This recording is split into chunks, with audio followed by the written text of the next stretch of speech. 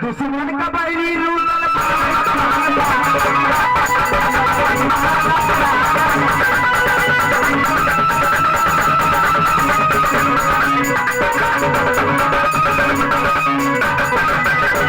लोहे में महीना मरिया था, लोहे में छजीना, लोहे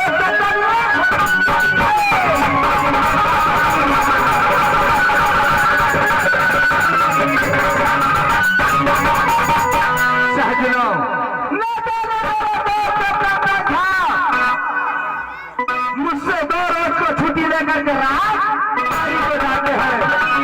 न जाने मेरे दोस्त हफ्ते हफ्ते रोज न राज परी से एक पत्र लिख करके राज महोत्सव को भेजता है, न लोग भेजता है। बता दो